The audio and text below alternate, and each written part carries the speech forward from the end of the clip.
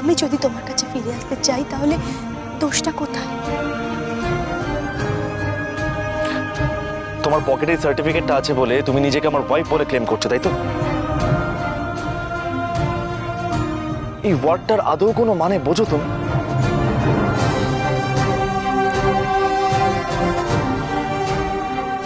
আলো আমার ওয়াইফ সোহানি, যে আমার দুঃখের সময় আমার পাশে থেকে আমাকে সাপোর্ট করেছে, আমার সন্তানকে নিজের সন্তানের মতন বুকে আগলে রেখেছে, ইচ্ছের জন্য রাতের পর রাত ও না ঘুমিয়ে কাটিয়েছে, ইচ্ছেকে ছেড়ে পালিয়ে যাওয়ার কথা ভাবতেও পারে।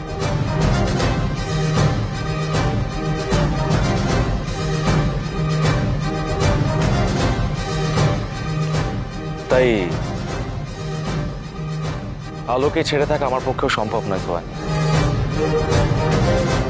বরং আমি ওকে সব কথা খুলে বলবো।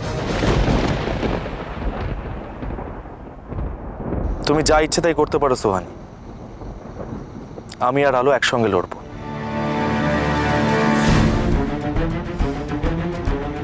আমি আলোকে ভালোবাসি, তোমার আইন তোমাকে কিছু রাইটস দিতে পারে, ভালোবাসা তো দিতে পারে।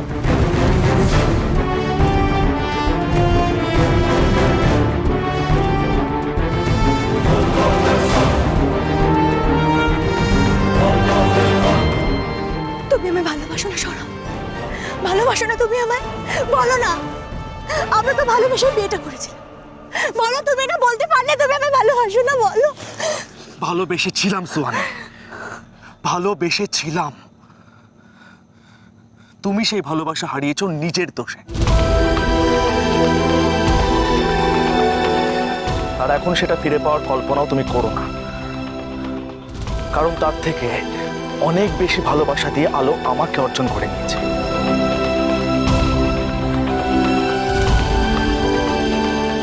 আমার পক্ষে তোমাকে অ্যাকসেপ্ট করা সম্ভব নয়। বাই।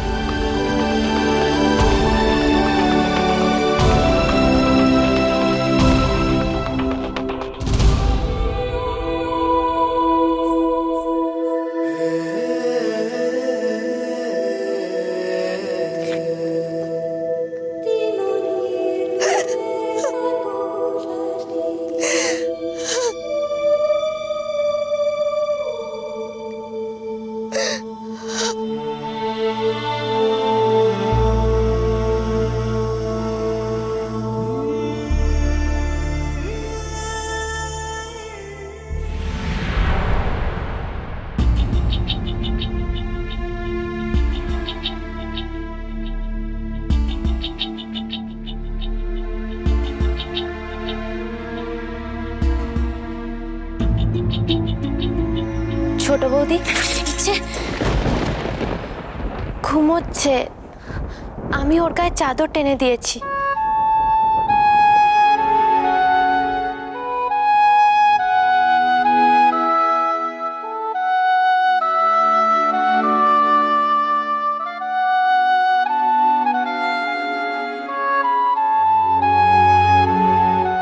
ছোট বৌদি,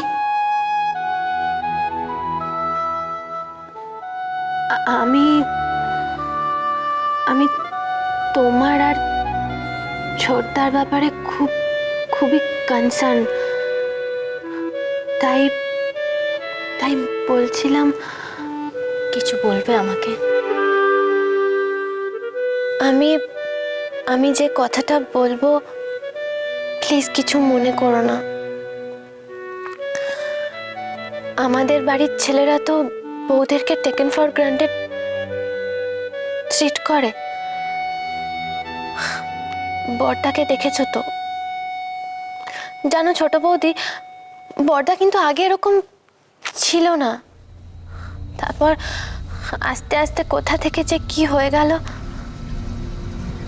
প্রথম প্রথম রাতের পর রাত বাড়ি ফিরতো না জানো, আর আর কিছু না কিছু অজুহাত দেখিয়ে দিত। তারপর তো বুক ফুলিয়েই বড় বৌদিও কিছু বলতে পারতো না জানো। সদ্য কলেজ পাশ করে বিয়ে হয়েছিল তো, অনেক ছোট ছিল, কিচ্ছু বলতে পারতো না।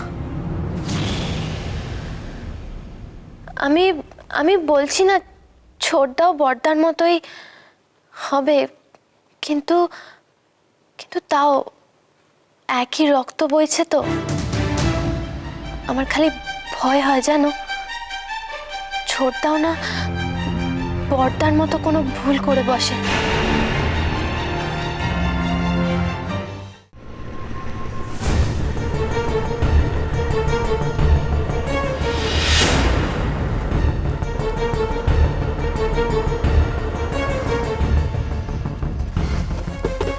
আরে ও দাদা, মাঝ রাস্তায় গাড়িটা দাঁড় করালেন কেন? অদ্ভুত তো। তোর সাথে একটু দরকার ছিল তাই।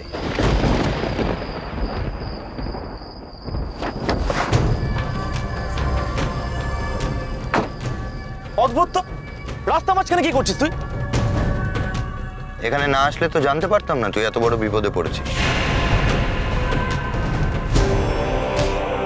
মেসা, এসবের মধ্যে নিজেকে জড়াস না প্লিজ। কেন জড়াবো না? অন্য সময় সমস্যা হলে তো সবসময় আমার কাছে আসে, এখন সমস্যার কথাটা আমাকে বলতেও প্রবলেম। ও, আমি তোকে বলিনি বলে তুই আমাকে ফলো করতে করতে এখানে চলে এসেছিস। দিস ইজ টু মাচ মেসা। আর তুই যেটা করেছিস সেটা খুব বুদ্ধিমানের কাজ। সবার থেকে লুকিয়ে বাঁচিয়ে এই সত্যিটাকে কতদিন আড়াল করতে পারবি সৌরভ?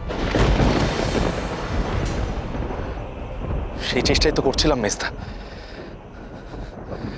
যাতে এই ঝড়ের আজ কেবলমাত্র আমার উপর দিয়ে বয়ে যায়, কিন্তু কিন্তু পারলাম কোথায়? সুহানি আমাদের প্রত্যেকের মধ্যে জড়াবে। আমি আমি আলোর কাছ থেকে আর কিচ্ছু গোপন করতে পারবো না, আমাকে ওকে সব বলতে হবে, এভরিথিং। একটা বিশাল ঝড় কিন্তু আসছে, আমি চাইলেও আলোকে এই ঝড়ে আজ থেকে আড়াল করতে পারবো না। সবকিছু তছনছ হয়ে যাবে, সবকিছু। তুই কিন্তু আবার একটা বড় ব্লান্ডার করতে যাচ্ছিস সৌরভ, আর এবার আমি সেটা তোকে করতে দেব না। মানে মানে তুই আলোর কাছে এসব কোনো কথা বলবি না। আমি ওর বিশ্বাস ভাঙতে পারবো না। হ্যাঁ, আমি এর আগে ওর কাছ থেকে অনেক কিছু গোপন করেছি ঠিকই, কিন্তু কিন্তু সেটা ওর ভালোর জন্য, ও যাতে দুশ্চিন্তা না করে সেই কারণে। আর আর এখন যদি আমি কোনো কিছু লুকাই,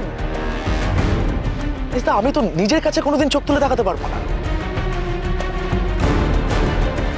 আর আর তুই তো আমাকে বলেছিলি যে আমাদের এই সম্পর্কে সব থেকে বেশি যেটা জরুরি সেটা হলো একে অপরের প্রতি বিশ্বাস। হ্যাঁ বলেছি, কিন্তু এই পরিস্থিতিতেও সেটা খাটবে নট নেসেসারি।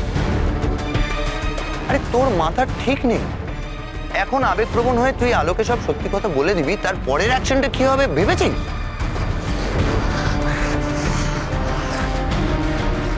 কি করব আমি মেজদা? আমি তো আলোকে আমার জীবনের সঙ্গে জড়িয়ে ফেলেছি। তো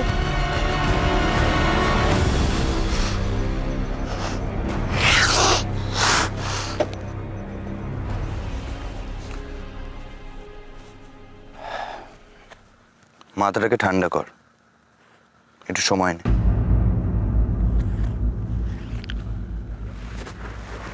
সুহানির কথা শুনে যা বুঝলাম, ও কিন্তু 10 দিক ভেবে সমস্ত প্রমাণ জোগাড় করেই তবে নিজের দাবি ক্লেম করতে এসছে। সুতরাং এই প্রবলেম থেকে যদি তোকে বেরোতেই হয়, তবে ব্যাপারটা শুধু ইমোশনালি ডিল করলে চলবে না সব।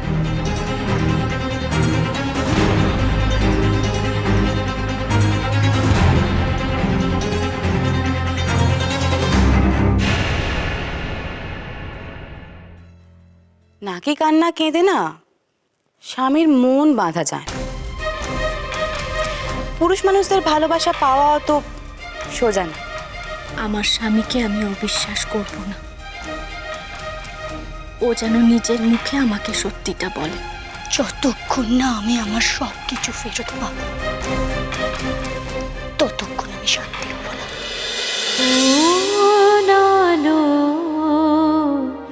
লাগলো চোখে